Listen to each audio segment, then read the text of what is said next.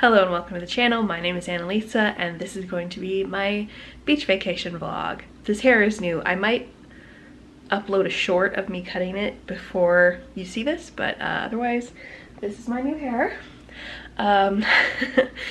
Big change. There will be, I think, quite a bit of footage with music over it, but also some book reviews, so enjoy.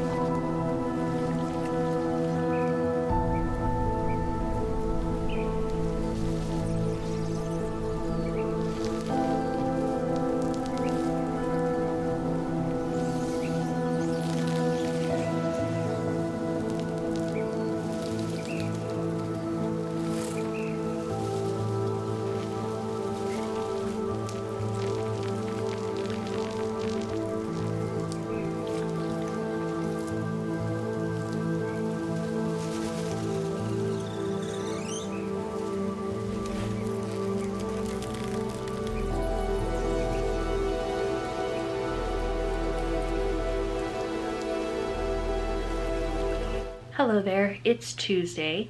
As for the hair, the last couple of days I've been doing a sort of side part and then the hair sort of does a swoopy thing and that I'm mostly happy with. I'm gonna adjust the length of different parts of the cut at different times, but yeah. Anyway, I finished 2 books. A Crimson Covenant is a fantasy romance. It's set in another world, but it is about vampires and werewolves and also some other magical creatures who are side characters. Very fun world building. It took me a little bit to get into it. I didn't really care about what was going on until the crisis point happened and a little bit after that, but soon after that I started getting to know the characters and how they interacted with each other, and they were really sweet and lovely, so I really enjoyed that. For rep, there are 2 main characters. Both are women. One is the werewolf, has anxiety, and is a lesbian. And the vampire is demi-romantic, demisexual, bi, and has depression. And I really liked all of that. I love seeing A-spec stuff and also mental health being screwy. And I really liked seeing how the characters took care of each other and messed up interpersonally and made up and things like that. It was really sweet. And I also quite enjoyed the both the romance and the fantasy plot. And I'm looking forward to the continuation of the fantasy plot that will have different romances happening. Then we have Small Town Pride that I just finished. This is a pretty short middle grade, let me see, about 250 pages, and it is about a kid who is the first out mostly gay kid at his school, queer in any way, at his school, and he's in a village of about 2,000 people, and he is feeling not very welcome in his town, so he wants to throw a pride celebration, and it's about him working on putting that together with his friends and a cute boy. I really liked it. I really like, much like the author says, a lot of books about queer people especially are either set in large cities or are about people who are from large cities or medium-sized cities. So a rural backdrop for gay characters is really nice to see, especially when it's about being out to the community and stuff like that. I think it was really well done, and I gave both these books 4.5 stars.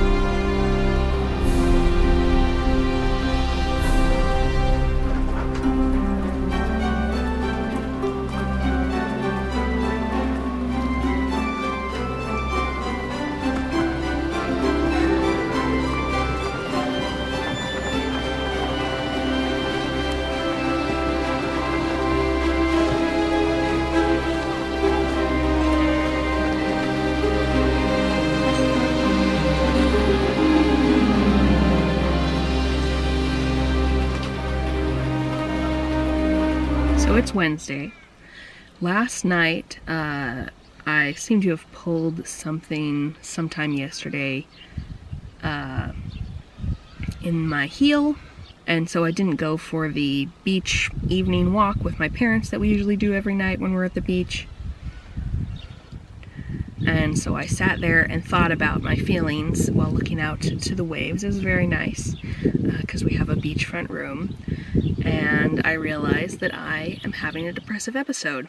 I've been wondering all week why I haven't been as happy as I usually am when I'm on vacation, and I started to kind of think about it more, and I realized I had been dissociating, which is a symptom of a few different things, but the thing that I have that it's a symptom of is depression. I am taking my meds. So there are extra stressful things going on right now in my organizing life,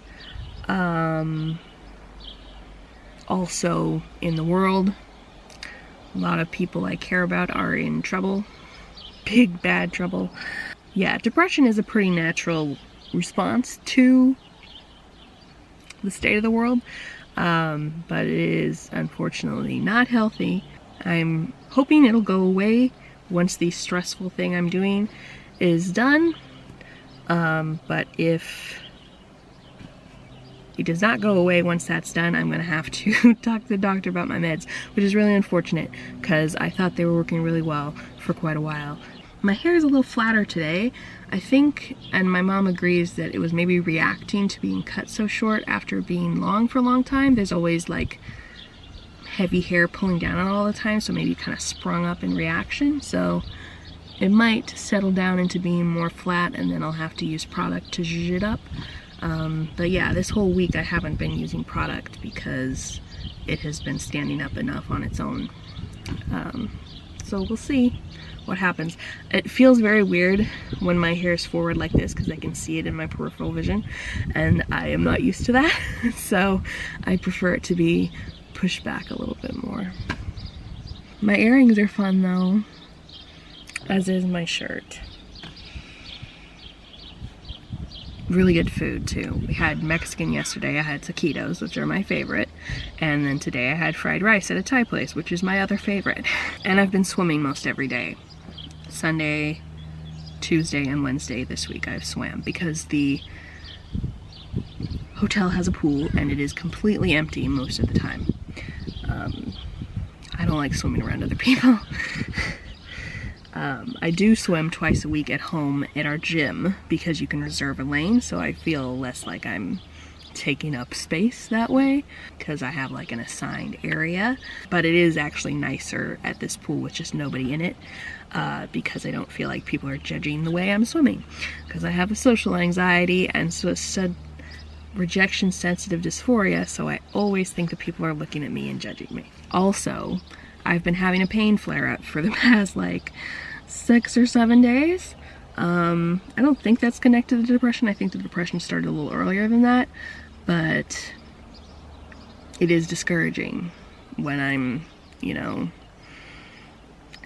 hadn't done anything to precipitate it. Usually when I have a flare up, which are usually worse than this, granted, I've done something I can trace it back to.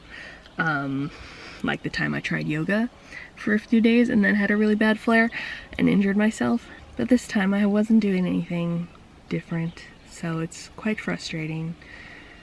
So I've had to up my pain med over-the-counter intake, which is always worrying because I have gotten tolerant of pain meds before and had to switch pain meds. So I'm always scared of using too much pain meds too regularly, and then I'll have to switch again, and then maybe that one will run out of its efficacy even faster. So yeah, hopefully these new, did I tell you I'm on immunosuppressants? I am. They're supposed to start working in about 3 months.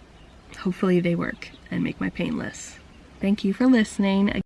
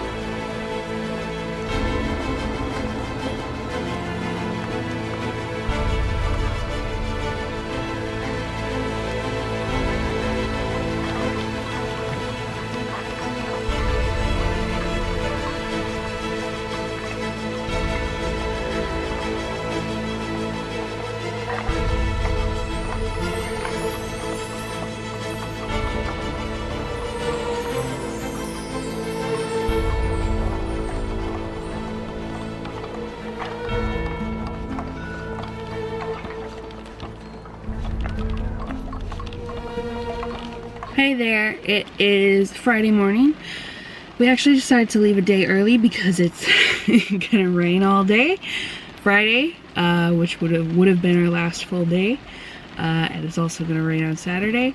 And you know, most of the activities that aren't shopping that we do at the beach are outside. Yeah, we could lay on the bed and read books, but you can do that at home in more comfortable chairs with more access to different types of snacks. I actually started feeling better the next day after I talked to you, which was Thursday, which I talked to you on Wednesday.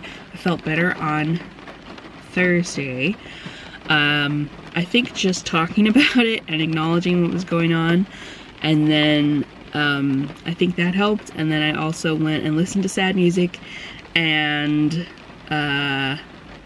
read through my collection of depression memes on Pinterest. I think processing that really helped, and stopping trying to force myself to be happy took the pressure off, and then I started feeling genuine feelings of happiness. So that was nice.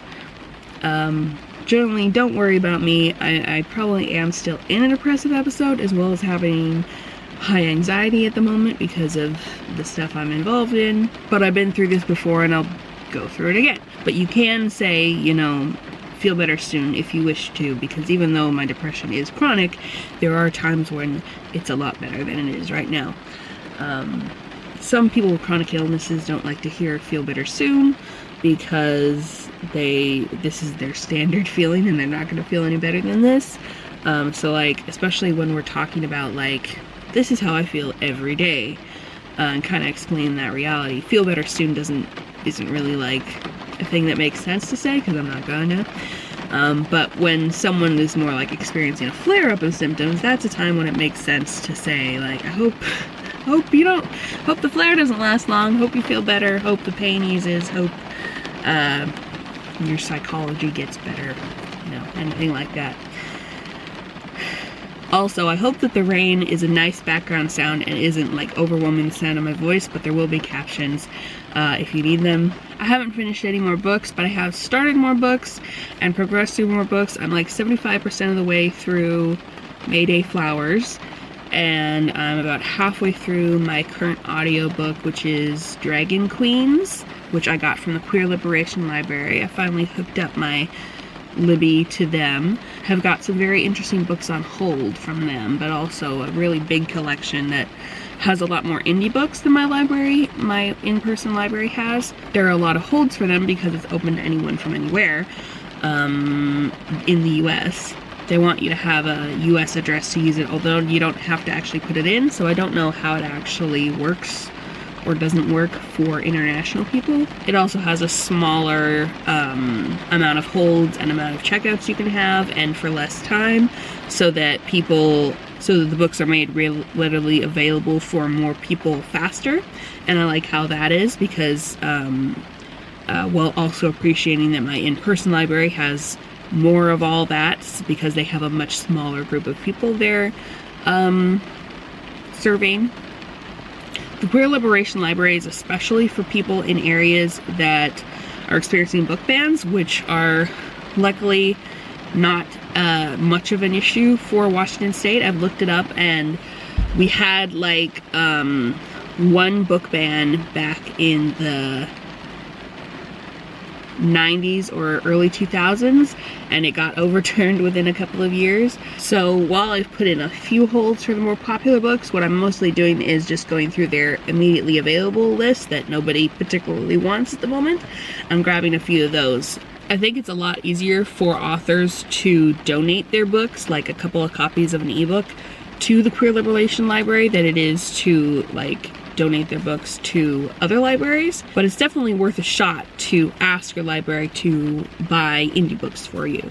My library has been fairly able to do that, especially with books that are set up to have print copies. They tend to prefer print copies, and specifically hardcovers, for the things that they acquire at my library, but every library is different, and The last indie book that I got my library to buy was Lady of Istok, although I put in the request like 5 months before they actually got it, so I don't know if there's some kind of difficulty with that. Usually they get the books I request within like 3 or 4 weeks. Oh, also, I did want to tell you about this business, or this artist, Jack Genovese. He makes a lot of mugs with these really cool faces on them. Some of them are magical like this. A lot of them are more like people faces that are kind of comical. He calls himself a whimsical artist. And you can't order online from him because he does so much business in person that he doesn't bother with shipping stuff anywhere. He kind of told us his career story while we were there. He started out by going to tons and tons of art fairs and doing wholesale and stuff like that. And in the last like 3 years, he's been able to go totally in person, not leave his shop, because so many people bought and saw his stuff while he was out and about.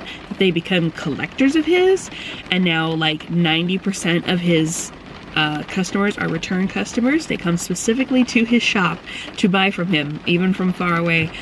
So that's really cool. But he says he was working for 35 years in mostly abject poverty while going around to all these fairs and stuff before that happened. So that was a really cool story of like perseverance in art. And obviously not everybody's able to live in abject poverty because they have extra expenses for some reason, like kids that they're the sole like money earner for, or medical costs and stuff, because obviously his self-employed job didn't have medical insurance. But yeah, it is really cool that that can happen. My mom bought one of his less whimsical projects.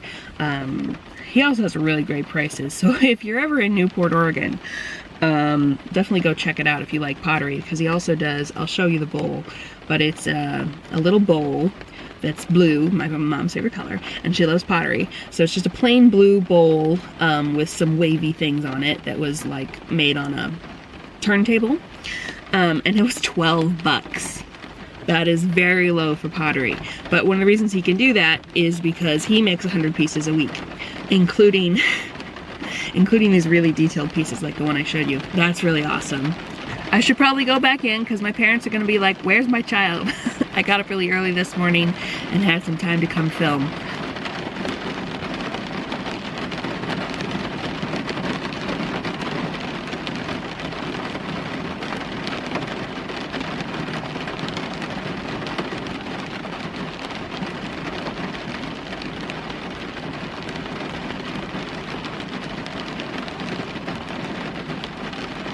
So that was my beach trip. Thank you so much for watching, and I'll see you in the next video. Bye!